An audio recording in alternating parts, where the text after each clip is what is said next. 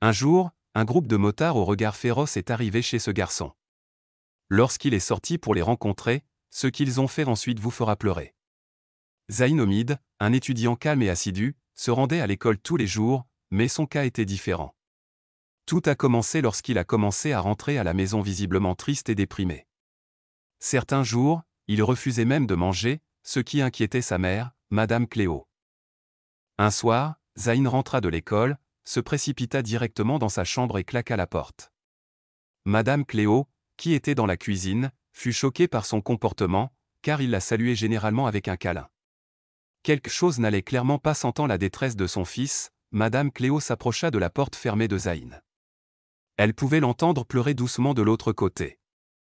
Son cœur se serra, et elle sut qu'elle devait le réconforter. En frappant doucement à la porte, Madame Cléo essaya de calmer Zayn avec ces mots, le coaxant à s'ouvrir. Finalement, il céda, et elle l'enveloppa dans un câlin réconfortant. Avec des larmes aux yeux, Zayn finit par parler de ce qui le dérangeait. Entre deux sanglots, Zayn expliqua comment ses camarades de classe l'avaient harcelé, l'insultant et le faisant se sentir inférieur. Le point de rupture arriva après une présentation à l'école, où il fut attaqué verbalement avec des mots vulgaires qui brisèrent sa confiance en lui. Sentant une montée de détermination pour protéger son fils, Madame Cléo promit d'agir. Elle assura à Zayn qu'elle parlerait au directeur de l'école et signalerait le harcèlement. Déterminée à mettre fin à la souffrance de son fils, Madame Cléo ignorait que la situation allait encore s'aggraver. Le lendemain, Madame Cléo accompagna Zayn à l'école et se dirigea directement vers le bureau du directeur. Elle raconta courageusement l'épreuve de son fils face aux abus verbaux, pressant le directeur d'agir. Au début, elle fut choquée par la gravité de la situation. Le directeur rassura Madame Cléo en lui promettant qu'il ne tolérerait pas un tel comportement dans son école et qu'il prendrait des mesures contre le harcèlement. Après l'école ce jour-là, Madame Cléo attendit anxieusement que Zayn rentre chez lui, espérant le voir plus heureux et soulagé. Cependant, son cœur se serra lorsqu'elle remarqua qu'il semblait encore pire qu'avant. Il s'avéra que les intimidateurs avaient intensifié leurs attaques verbales, se moquant de Zayn en le traitant de faible et de lâche, et ajoutant l'insulte à la blessure en mentionnant sa mère. Madame Cléo ressentit une tristesse profonde face à la souffrance de son fils et à sa détermination à le protéger. Malgré ses efforts incessants et les assurances du directeur, le harcèlement implacable continuait, érodant progressivement la confiance de Zayn et lui enlevant sa joie de vivre jour après jour. Elle décida de donner plus de temps au directeur pour résoudre le problème, espérant que les choses s'amélioreraient. Cependant, au fil des jours, la réticence de Zayn à aller à l'école grandissait, et son attitude autrefois joyeuse s'effaçait peu à peu. Le tourment continu pesait lourdement sur le cœur de Madame Cléo alors qu'elle assistait à la douleur de son fils et à l'érosion graduelle de son estime de soi, ce qui la rendait elle-même impuissante. Elle savait qu'une action décisive devait être prise et elle jura de faire tout ce qui était en son pouvoir, y compris de faire intervenir les autorités de l'école, pour protéger Zayn de tout nouveau préjudice. Malgré la deuxième visite de Madame Cléo au directeur de l'école, qui lui assura qu'il travaillait sur le problème, les choses restaient inchangées pour Zayn. Cependant, ils ignoraient que la situation allait prendre un tournant drastique pour le pire. Le point de rupture arriva lorsque Zayn rentra de l'école un jour, semblant différent de d'habitude. Madame Cléo ne pouvait pas croire ses yeux en voyant son fils dans un tel état, les larmes coulant sur son visage. Au lieu de la tristesse habituelle qu'elle essayait de soulager, Zayn rentra chez lui en sanglotant avec une lèvre légèrement enflée. Il était profondément bouleversé alors qu'il se jetait dans les bras chaleureux de sa mère et sanglotait de manière incontrôlable. Madame Cléo comprit avec horreur que son fils était maintenant non seulement harcelé verbalement mais aussi physiquement.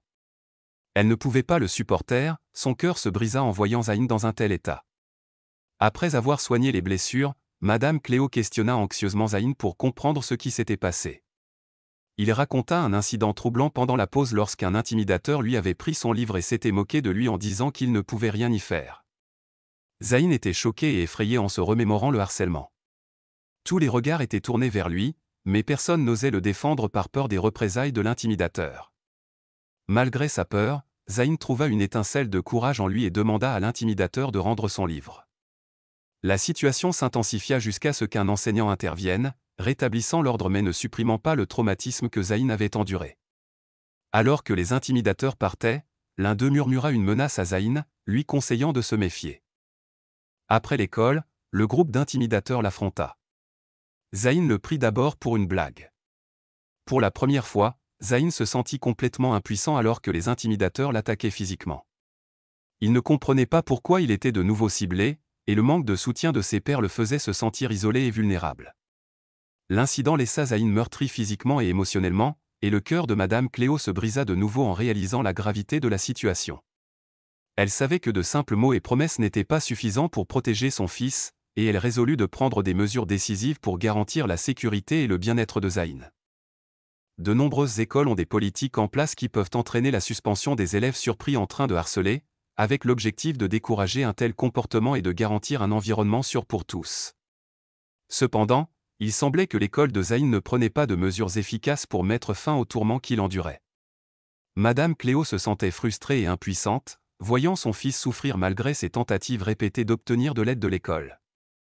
Même après avoir signalé les abus physiques auxquels Zayn faisait face, espérant que cela inciterait le directeur à agir rapidement, rien ne changea. La confiance de Zayn continuait de diminuer, et l'école devenait un cauchemar pour lui plutôt qu'un lieu d'apprentissage et de joie. Les intimidateurs le ciblaient quotidiennement, profitant de son comportement calme et de ses intérêts de nerfs. Madame Cléo atteignit son point de rupture lorsque Zayn rentra chez lui en douleur, ayant été frappé dans la région intime et humilié avec des marques d'encre de marqueur sur tout le visage. Le harcèlement avait atteint un niveau dangereux, et mère et fils se sentaient totalement impuissants. Remplie de désespoir, Madame Cléo conçut un plan. Elle avait une présence importante sur les réseaux sociaux et décida de l'utiliser pour mettre en lumière le harcèlement dont Zayn était victime à l'école. Elle écrivit une légende détaillée exprimant sa frustration et sa tristesse face au sort de son fils, sans se rendre compte que ce geste apparemment simple deviendrait la clé pour aborder le harcèlement que Zayn subissait.